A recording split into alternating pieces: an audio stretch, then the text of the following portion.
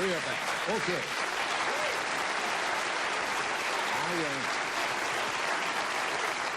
In 1962, October, I think October the 1st, I took over The Tonight Show from the gentleman who was about to come out here, who did The Tonight Show from 1957 to 62. And when Jack Paar was on television, he was without a doubt one of the most colorful, most influential, and certainly one of the more controversial people. He was fascinating to watch Jack Paar. And he's got a special coming up for NBC on November the 29th, which is kind of a retrospective of a lot of those years, called Jack Paar Comes Home. Would you welcome, please, Mr. Jack Paar.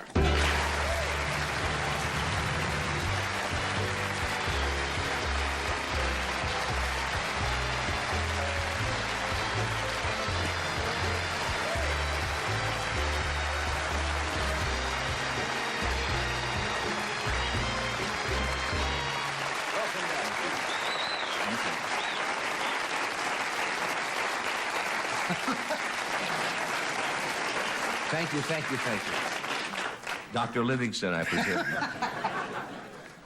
How nice you all were to me. Thank you very much. Jack, you don't think this is going to be overexposure for you, do you? I mean, once every 24 years showing up like this night I'm like after Haley's night. Comet. Every 100 years I come back with something like this. You know, you have no idea, though, honestly. I'm a very sentimental person, as you know. Oh, yes. Yes. But you have no idea how humble that makes a great star like me feel. You've never lost that sense of being, have you? No, Johnny, I haven't. You know, we should lay a couple of things to rest before we start doing whatever we're going to do tonight. Yeah. People always say to me, you said, you and Jack Paar must really have, be very close friends. Mm-hmm. And I said, no, Jack and I are not what you'd call close friends. We don't have cookovers or sleepovers at each other's house. I think the longest conversation we've had is maybe 5 or 10 minutes, some years ago when we first met, and right after I took over the show, and that's about it.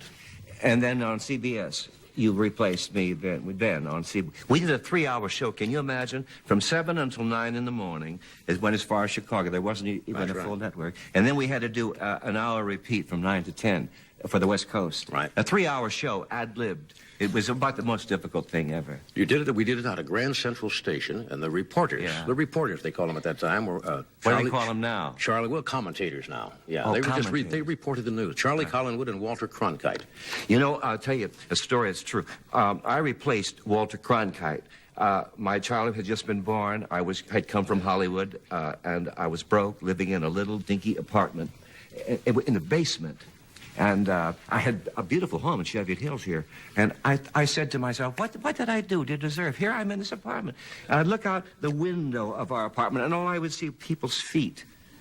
And then I thought, what have I done to deserve this? So finally, they called me, and they said, we want you to do the morning show. You're to replace Walter Cronkite.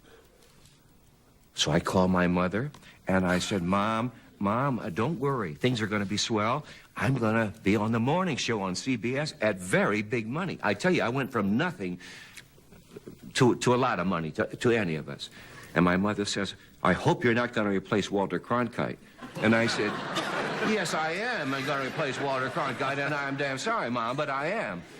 Well, now, 2 weeks went by, and I do it. Now, Walter is our friend and a dear, wonderful man. But Walter has a weird side. He loved doing that show because he worked with puppets. Now, can you imagine Walter Cronkite with lions and those things? So CBS had a bulletin board. I'm sorry I go so long. I'll make it short. Go ahead. It had a big bulletin board, and as I come up every morning from doing this 3-hour killer of a show, they kept track of the mail, and it would say Cronkite and Paar.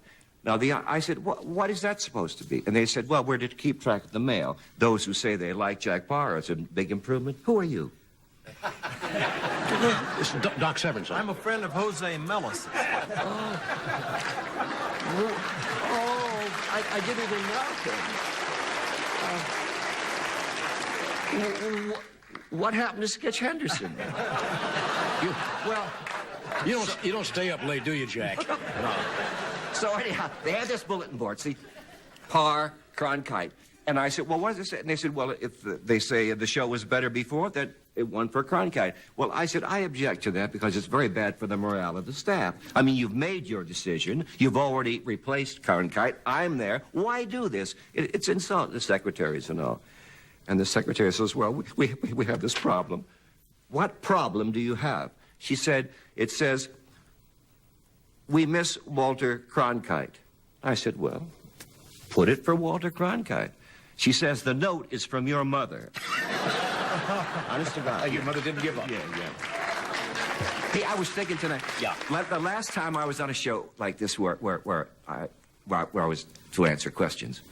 But I'll end up asking and answering them, and you won't have to worry. Why is it that I feel... You've been hit for 25 years. Why is it my big chance. Why do I feel I'm guesting on your show? I don't know. Everyone did. All right, let me start off with one question. You did the show... Let me face the other. Sure. You know, You've been saving a lot of stuff up, haven't you, Jack? Well, the last time I was on a show like this, it was on Merv's show. Yeah. And I am, as you know, very nervous. And when I'm nervous, what I do is I pace back and forth, and I worry. What am I going to say? And I went to the washstand, and I began to wash my hand, just out of nervousness. Just wash it. And splashed water all over here. Now, there's 2 minutes to go. Theme. Nothing to change into. I have no choice. Now, you picture a star backstage ready to go on. Cary Grant, you know, me. I want to be Cary Grant. Well, you know what happened? Nothing to change into. 2 gay hairdressers got on their knees with dryers.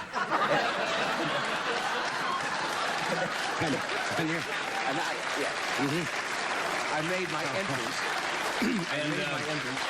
And to this day, you're sticking to that story, huh? Okay, Jack. Who am I? I'll buy it, Jack. If the audience buys that, I'll buy it. Why'd you give up the Tonight Show? You were a dynamite hit. You could have stayed on. You could have been sitting here today. I think you said at the time, and I've quoted you on this. What? I said, I think Jack Paar said he got the feeling. Or correct me if I'm wrong, and I'm sure you will. I believe I've said everything that I've had to say in my life twice. Yes. Something close to that. Yes, and then I'm going to say it for the third Yeah. time. Yes. No, I just, well, you needed the work.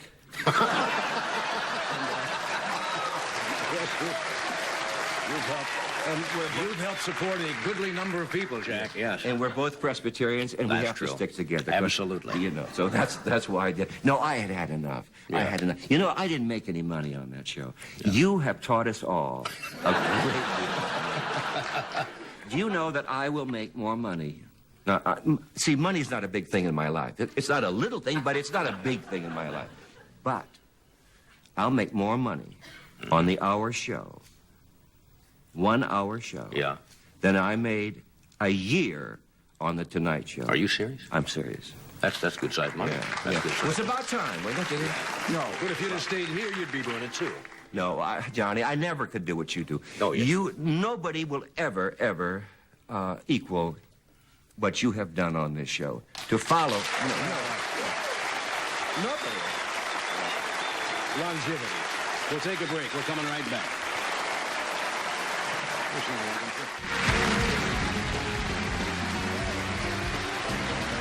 We're back. Talking with Jack Paar. Did you look forward to this tonight? Oh yes, Honestly. I looked forward to it because you see your directors. It's from my old show, Bobby Quinn, Bobby right? Quinn, and Donnie Schiff, who does the Or around the whatever it is he does. He's still doing it, and I have a story. When I see Fred here, what a handsome man Isn't he, though? is. Yeah. Well, let me tell you something. Which camera's on? See, aren't you one using red lights anymore? Yeah. Oh, there. Oh, okay. Well, we used to use candles when I was in the business. But anyhow, when I am nervous, which is practically all the time, but only when I'm in front of an audience do I stutter and stammer. You know, I was an announcer when I was 16. I know that. You know that I was announcing the Cleveland Symphony when I was 20 on CBS, Arturo Oginski. They used to write it out phonetically because what do I know about Italian phrases? But I had the best voice in Cleveland, and I could read, but when I talk, I stutter. Never mind. Okay, now, next. Who has From the this best show. voice in Cleveland now? Huh? Who has the best voice in Cleveland now? I think Wayne Mack. Okay. Okay. So, anyhow, when I'm nervous, I say very dumb things. Part of this special that is on the 19th, we had to cut 3 minutes out, and unfortunately, this was what happened. Some years ago, on my nights off, just escaped from New York, wanting to get away, and I went to Cuba to be in on the revolution. And I went by myself without a writer, producer, director. I went down there, and I thought, wouldn't it be fun to see a revolution? So there's nobody there. There are no Americans there. I mean, hardly any press was in on that Cuban Revolution, and the hotels are empty. There was just, honest to God, George Raft and me. Can you imagine? He was down, I don't know what he was down to gambling. He's running a club, I think, at that time. Yeah, I think he was running a club. Yeah. So anyhow, they said to me, if you stay here and you play your cards right, you'll be the first to talk to Dr. Castro, Fidel Castro. They put me in the Hilton Hotel on the 24th floor. Nobody's in the hotel. Beautiful new hotel. Gorgeous, 7 rooms. Castro took on the 25th floor as his headquarters. Now, all day and all night, because they have terrazzo floors, no carpeting, I'd hear this marching. But I was promised to be the first with Castro. Well, that was fun, you know. That was fun until finally it dawned on me, what'll I do if he comes? I don't have a cameraman, I don't have lights, and I don't know what to say to him. Well, at 2 o'clock one morning, a call came and said, Dr. Castro's coming down to see you. Well, then I'm panicky because we've had all this foreplay, but now we're going to really have to come through with something. I ran, got a cameraman, got lights, and now I'm scared to death. 9 guys walked in a room. I swear to God this is all true. And walked in a room, and Castro came in, and I opened the door. And in my nervousness, I said, you're a good neighbor. You don't make too much noise. And then I said, I hope you didn't come down to borrow sugar. Now, people don't believe that, but the film exists, and unfortunately, it's not in the show. Now, I'll tell you, one thing, then I'll go. Oh, that's all right. No, you have a great time, but I can't stay on forever, you know. Listen, one time, Oscar Levant was a friend of mine. You know him very well. Yes. He was a very difficult guy, but he was Extremely. a dear fellow. Hypochondriac. Yeah. One time, he said, I want you to meet James Mason. He wanted to introduce me to all the Hollywood people. I was just out of the Army, and so I went with Oscar up to James Mason's home. He wanted me to meet James Mason. And I was all nervous about meeting Mason, being in this big mansion. And when I got there, there was Mason watching 3 television sets on a mantle, and they were all faith healers, a different one. It was a Sunday, ministers, and he'd switch from one to the other. And so Oscar says, this is Jack Paar, and Mason says, hello. Well, that doesn't put me very much at ease. Now, Fred de Cordova, he was there. Do you remember it, Fred? Yes, I do. And Pamela Mason was then very young and very sexy, and she was rubbing herself with Nivea cream. I don't know why I remember these details, but she's rubbing herself with Nivea cream, and Freddie's watching her, and I'm watching her, and Mason's watching his evangelist. Now, I don't know what to say. I'm uncomfortable in this home. So I look at the ceiling. And finally, in the corner of the ceiling, my eyes come down, and there is a little old lady in a rocking chair like Whistler's mother. And it scared me, and I said, who's that? And Mason says, well, that's my mother. And I said, do you like her? And he said, no, not really. That's my decarvative story. Let me ask you, all the people you had controversy with. Controversy? Yeah, I did have. When you were on television. Yeah, I did have a lot of trouble, didn't I? Yeah, you were always seemed to, watching you, what was fascinating about watching you, it was like watching a train that was almost ready to be derailed. And you sat there waiting for you either to be joyous or petulant, or whether you were going to cry or you're going to get angry. I got the feeling. I had my 2 ducts removed, you know. Yeah, did you really? Yes. Surgically. I don't cry much anymore. But you had your emotions right out here, and I got the feeling that gave you some kind of stimulation to work. Is that true? The idea that you had those little crises going with people. I that suppose. It made you think. I suppose. It kept me awake, you know. Yeah. It kept, yeah. Yeah. Well, those people asked for it. You know, Wintrow, he was a very, very... And they're all gone now. If they've gone, well, they didn't play their cards right. Yeah. They had their chance. You know what I want on my tombstone? They asked me the other day. The press likes me all of a sudden again. Really? Yeah. They said, what do you want on your tombstone? And I said, I think I want one of two things. Either it says, keep the line moving, or it should say, you had your chance, now he's gone. Yeah, I always felt that I should have. Are you a forgiving person? Oh, Do you carry a I'm grudge? the softest. Really? Yeah. I scream you and have yell a and little- carry on because I'm always so scared. I've never gone on a stage yet where I wasn't frightened to death. What do you think's going to happen? Is it the fact that you think people aren't going to like you? And aren't going to like me? Yeah. Yeah, I suppose. I don't know. I'm a complex person, Yeah. I guess. I get the feeling. But not the like people who know me. Yeah. I'm very, very lovable. You want me to tell you about my grandson and then I'll go? Or don't you want me to? You don't have to go. Let's talk about your grandson. they got some young kids backstage. Would you and do one thing before you do that? Can I Would you show him your suspenders? This Can I- has intrigued me. I hadn't seen you for a long time, and I walked in, and you were wearing these. What and the- I thought, well,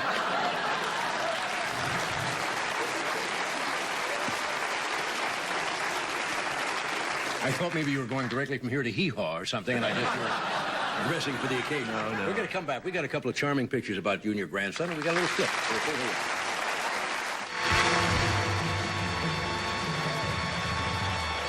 We're back. Want to show this picture? Let me show this picture. It'll be on the monitor. This is one of the reasons you're doing the special, right? Yeah, this is the reason I did the special. I had no reason to come back into show business, but I began to buy up films. They In the found some bathtub with your... There it they is. found up some kinescopes of mine, and I began to edit them for my grandson. I wanted to leave a legacy of what Grandpa did. You're And- on the monitor now. Where? Yeah, that's pretty big. Well, see, I feel like we have a jacuzzi built in the floor, and and every weekend he comes and stays with me, and we bounce around in there. And I thought that was kind of a cute. Show, there's another one too, please. Want to show this one? Well, the same thing. this That's one here, or this one? Which one? Well, either one. Okay, how about that one? Oh, that's a good picture. That's his age now. Isn't he adorable? Let me tell you about him. He's a marvelous little kid. And when I have him in the jacuzzi, see, it's built into the floor, you understand, down. And then I have to take him out and I dry him. And I'm in... God, I can't bend anymore. You know. I lift him out, see, at the floor level to diaper him. Well, I had to learn to do that because originally I tried to take the diaper off over his head, and that is not the way you do it. So I had him down, and I give him the talcum powder, and I'm about to diaper him, and he peed right in my eye. It's a good thing I wasn't talking at the time, but now this poor little kid, he doesn't talk much. He doesn't talk practically at all. And the first words that my grandson Andy said, the first words, year and a half or more, he doesn't say none of that, none of that stuff. He was in his little diapers and he was walking, you know, and he wet his pants. And he looked at me, and his first words were, "Oh dear, oh dear." You realize if you'd have told that story I couldn't have when you told were it. on television, That's right. The NBC censors would have cut it then, and you'd have gone off to China again. Yes, you couldn't tell that story. Now, I'm going to tell you one of the best stories you've heard. Now, that's quite a promise, isn't it? Yes. All right. It's about a man that worked for you and worked for Bobby Quinn and worked for them. I'm not going to mention his name because his son may resent the story because he's now 22 maybe. At that time, he was 3, and we were all concerned. The man's name was Johnny. The kid's name was Kier, K-I-E-R. And they were concerned because he never spoke. No mama, no daddy, no nothing. And they thought he might be mute or deaf, and it was quite a serious problem. We all would hear about this. They took him to doctors. Nothing is physically wrong with him. He just had nothing to say. He didn't want to talk. He'd sit in front of the television and watch it all day, and occasionally he would murmur some word from the television. That's all. Sunday came, and John, our friend, took his, stayed home with Kier, and the mother took the daughter, and they went to church. And John said to Kier, "Kier, you're going to stop this bit. You're going to talk. You are going to talk." Now, picture. That's Mama. You say that, Kier. Say it, Kier. Mom. You say, Mom. Mama. Sister. Sister, Kier. Sister. And who am I, Kier? Daddy. Well, John said, a miracle. Wait till they come home. They came home from church, and he said, darling, come in the room here. You can't believe what's happened. Here. Who is this? Mama? Who is that? Sister? Who am I? Daddy? And Kier, who are you? And the kid said, my name is Harry Reasoner.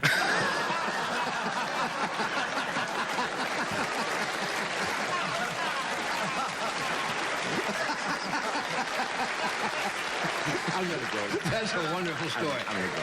That's a wonderful story. Hey, I can't tell you, it was great having you here. I mean that. It was, Johnny, it was so nice of you to ask me. And I hope you'll get to see my special, because it's one of the better things I've ever done. You want to stick around while the other people come out, or do you want to run? Oh, well, I talk too much. No, you don't. Thank you, Jack. Goodbye.